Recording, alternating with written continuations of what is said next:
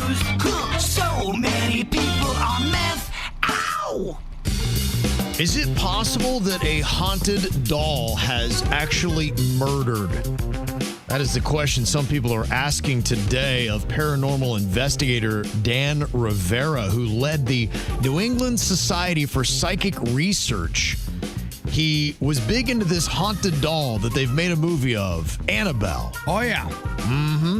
The doll and the tour stopped in Gettysburg, Pennsylvania. Now, there's a lot of paranormal activity in Gettysburg because of the 1863 Civil War battle there that you may have heard of. Gettysburg Address and whatnot. Much death there, Virginia. So much history. Well, for whatever reason, this 54-year-old paranormal investigator, Dan Rivera, expired. Paramedics were called to his room. They gave him CPR. They could not bring him back, and the cause of death is unclear. Dan's dead? He is dead. Damn.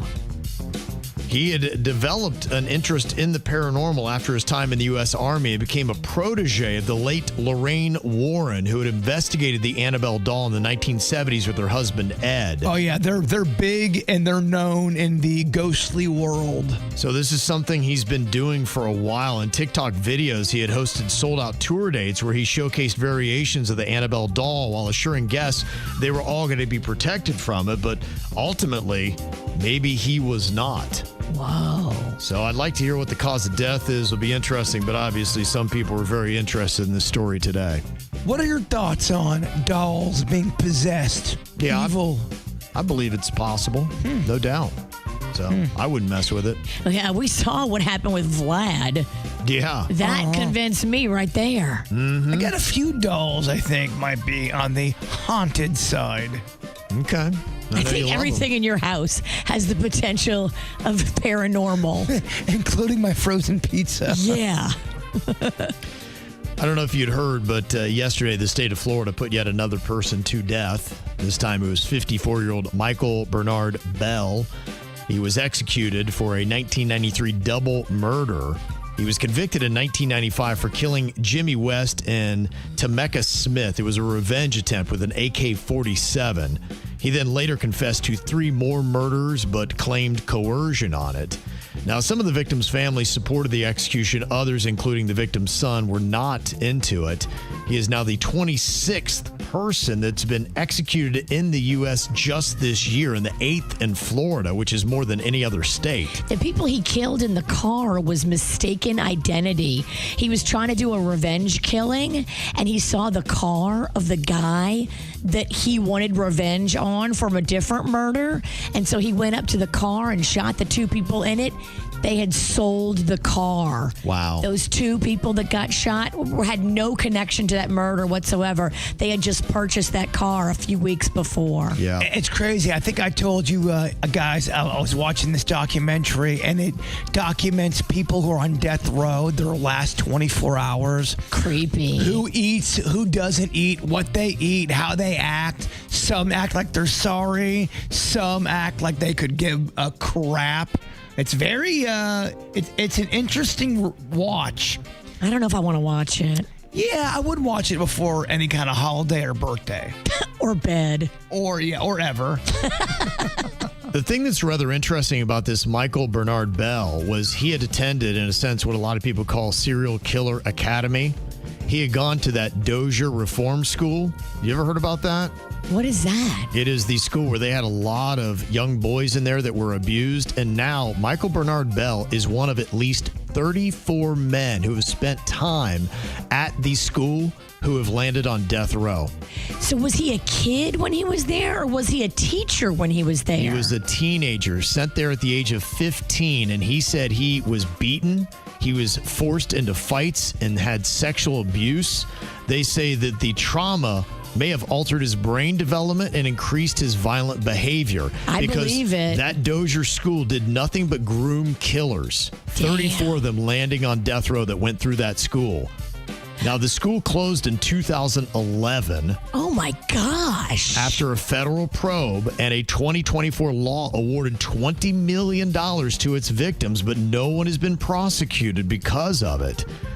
Now, his defense said that the trauma was never presented at trial and may have influenced his crimes. Are any of the people that ran the Dozier school still alive? I mean, this guy is old himself, and he was there as a teenager. Right, yeah. Don't know exactly who's left and who you could hold accountable, but I mean, that's just an insane number that 34 former students landed on death row. Abuse is a cycle. What was and the name? this we know. What was it? What's the name of that school again? Dozier. Dozier, D-O-Z-I-E-R, the Dozier School. Is that the one where there's a bunch of bodies buried in the yard? I think it might be, yeah. I believe it is. We know about this place. And Yeah, we talked about it. I didn't realize that they landed that many people on death row, though. I didn't realize that either. Well, 23-year-old Edwin Guzman was charged with a felony poisoning offense after putting bleach in his ex-girlfriend's vodka and facial products. Not the vodka. Yeah, in the vodka. No. The victim had went to her ex-boyfriend's home with her uncle to collect her belongings, and while the residents, the two decided to take a shot from the bottle of Tito's that they had there to calm their nerves. The uncle's like, that ain't right. And they had it tested, and yes, it had been tainted with bleach. Wow. So, and Arrest him. Yeah, well, they put him on the phone with the police, and he actually admitted it to cops. Oh, over he's the as phone. dumb as they come. He's a dummy. There's a Texas woman that was arrested after allegedly planning to murder her ex-husband with fentanyl-laced chocolates.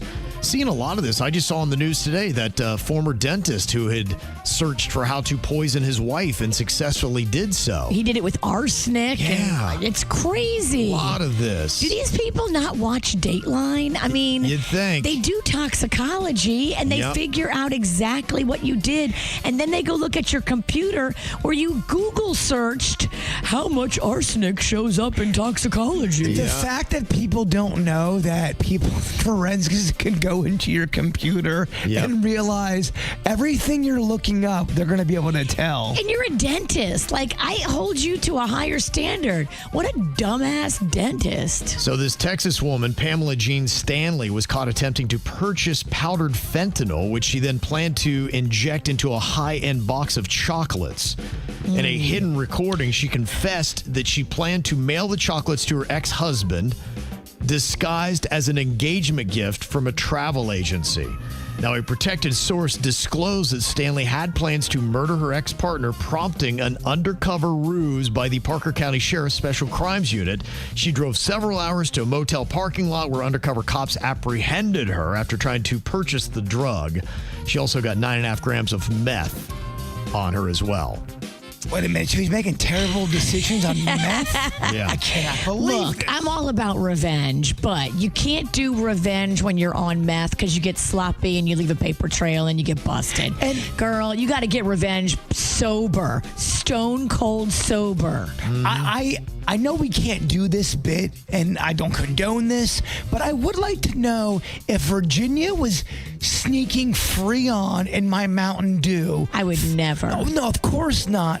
How long would it take for me to go, something's up with this? Days. You think? You'd be sick almost immediately because it crystallizes. But what I'm saying is, when I'm tasting it, would I even know? You wouldn't taste it because the antifreeze is sweet. But it's dumb to do because now they know that that's how people poison other people, and they Right. look for that specific ingredient in toxicology. Crazy story. This guy that was 114 years old. He's known as the world's oldest marathon runner. 114. 114, yeah, running marathons, and he just passed away Damn, dude. after being hit by a car. Oh, He got Peace Pilgrim. He did. Kevin, I don't like it. I know, right? It's crazy. You're running marathons. You made it to 114. That's how you go out? 114? Yeah. Was he running in the middle of the road, or was the driver at fault? Don't have a lot of details on it, so. What was he Good question. wearing? Yeah. He was wearing jogging shorts. Now, does he have any kind of feats or records of a runner? I mean, running, yeah, he was the world's oldest at 114. Yeah, that. I kind of want to see if I can beat his time. Mm-hmm. With my... You can beat it now because his time stopped. Well, his best time right before... He's got to age a bit. Before he... Could I beat him with my hip? You better. All right, okay. You're half his age. I know, but... all right. It sounds like he's in good I got shape. my money Less on than the half his. Centurion. Oh, Oh, damn. Kevin's got his money on the old guy. See, that's why I want to do this. That's exactly why I want to do the challenge. How embarrassing. All right, we'll look up the numbers. And I'd still take him today. From you, Ralston. I expected from Sinicki over here, but from you? That's a good one.